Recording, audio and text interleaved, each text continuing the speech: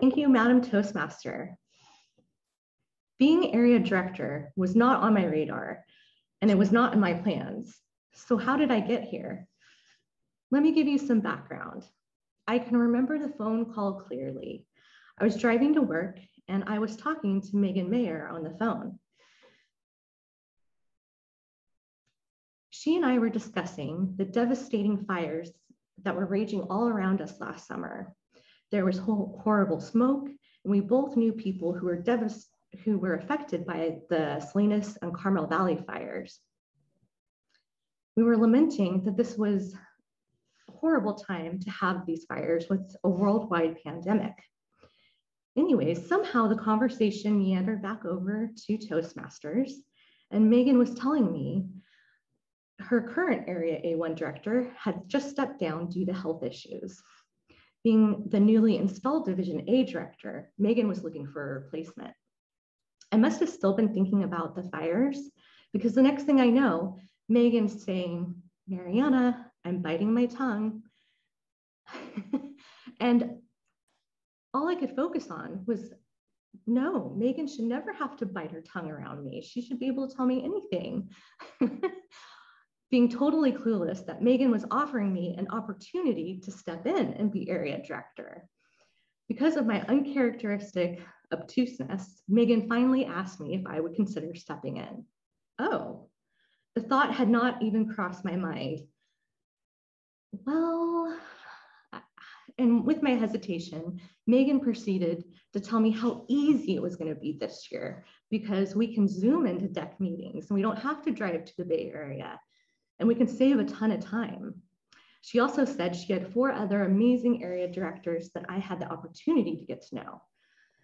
She listed off a couple other positive things that I can't remember. Knowing that this was going to be a huge time commitment, I asked her for a few days to think about it. And I thought about it very carefully. Like I said, a huge time commitment. Then I decided, you know, if I'm ever going to try this, I want to do it with Megan, mainly because I knew she wouldn't let me fail at it. So you knew, or you may be wondering, what is it like being Area A1 director? Well, it turns out it's not Megan's decision. I had to interview with Vaibhav Singh, the district director. The interview question that Vaibhav asked me really stuck out. His question was somewhere along the lines of, if I had a manual on how Mariana operates, what would the instructions be? Whoa, I'm glad I've been practicing table topics because I managed to answer the question. But I thought that was actually a really cool interview question. So there are many components in being area director. I'm gonna focus on 3 of them though. 1 is visiting your clubs, 2 is going to deck meetings, and 3 is holding area council meetings. As far as visiting clubs goes, NPS is in Area A1. I'm obviously a member, so it was actually pretty easy. I just had to work with Laura, our previous VPE, to fill out the visit reports. And my 2 other active clubs was Penn Pros and 934 Monterey Peninsula.